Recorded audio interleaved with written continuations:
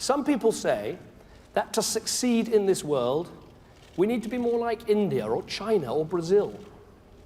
I say we need to be more like us, the real us. Hardworking, pioneering, independent, creative, adaptable, optimistic, can-do. We just have to remember the origin of our achievements, the people of Britain taking a lead. That is why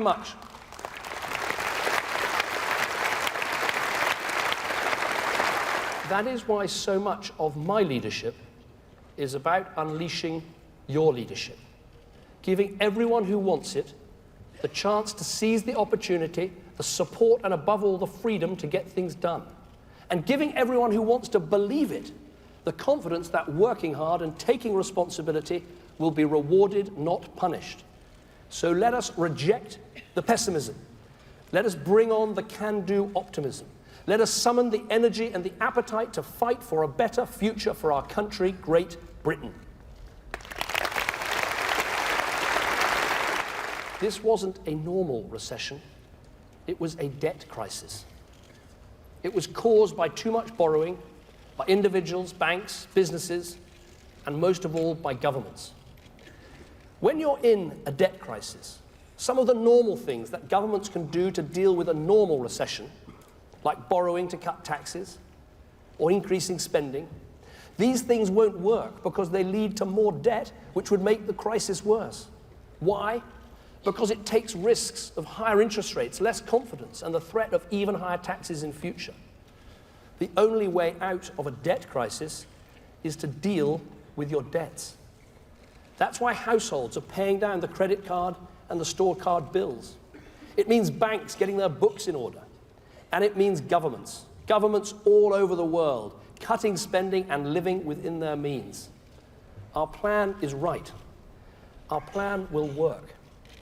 I know that you can't see it or feel it right now, but think of it like this. The new economy we're building, it is like building a house. The most important part is the part you can't see, the foundations.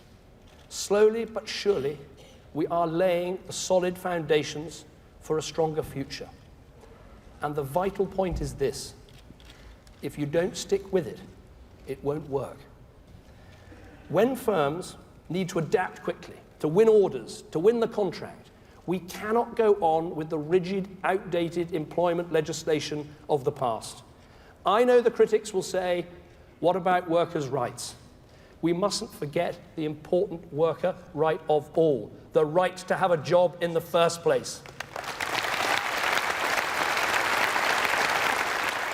I love our countryside. I would never do anything to put it at risk. But we have got to get the balance right. The proportion of land in England that is currently built up is 9%. 9%. There are businesses out there desperate to expand, to hire thousands of people, but they're stuck in the mud of our planning system. Now, of course, we're going to be open to constructive ideas about how to get this right. But to those who oppose everything we do, my message is this: take your arguments down to the job centre, because we are going to get Britain back to work. There is now irrefutable proof that with the right schools, with the right freedoms and the right leadership, we can transform the education of the most deprived children. You heard yesterday from that inspirational student from Burlington Danes Academy in Hammersmith. In a city school, deprived area, almost half of the children on free school meals. But this year, 3/4 got 5 good GCSEs, including English and maths. Now that is way better than what the majority of state schools in Sussex, Cambridgeshire, Hampshire got last year, some of the most affluent counties in our country. Why? Because the head teacher, her staff, the parents, they all rose up and said, we are as good as anyone. Our children can achieve anything. Leadership works, and we're going to make it work in all of our schools. The failure of the housing market is bound up in the debt crisis. Because the lenders won't lend, the builders won't build, and the buyers can't buy. We're going to sort this out. We're going to bring back the right to buy your council house. We're going to use that money to build new homes. We're going to take people off the waiting list. It was Macmillan that made us the party of the property-owning democracy. It was Margaret Thatcher that gave people the right to buy. So let us, in this generation, inspire a new Tory housing revolution.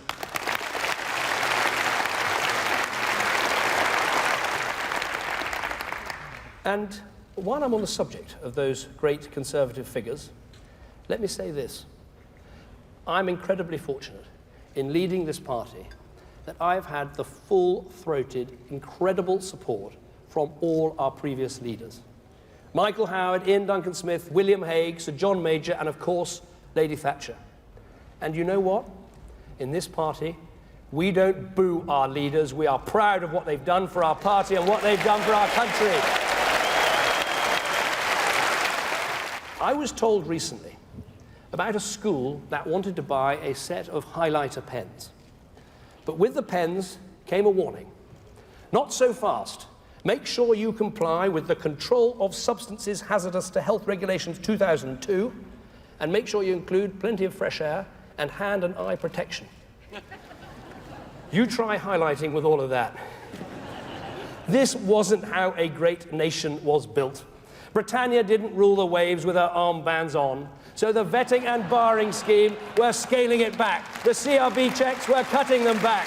And at last, let's bring some common sense to government. Next year we're going to welcome the world for the Olympics and, of course, the Queen's Diamond Jubilee. These two events say a lot about Britain. Tradition and modernity all in one. And today, we can choose to be a country that's back on its feet and striding forward, paying down our debt and earning a living, getting people off welfare and into work, breaking new ground in education with excellence for everyone and not a privileged few.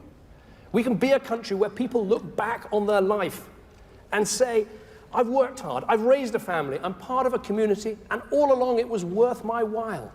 We're too far from that today, but we can get there. It's not complicated, but it's not easy either, because nothing worthwhile is easily won. But you know, we've been told we were finished before.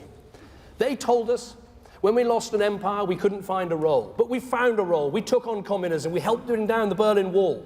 They called our economy the sick man of Europe.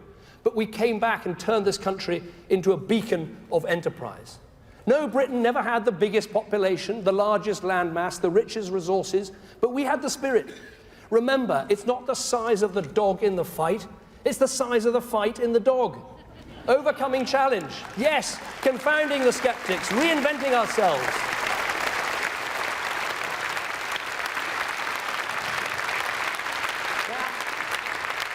That is what we do. It's called leadership. Let this time of challenge be turned into a time of opportunity. Not sitting around watching things happen and wondering why, but standing up, making things happen and asking, why not?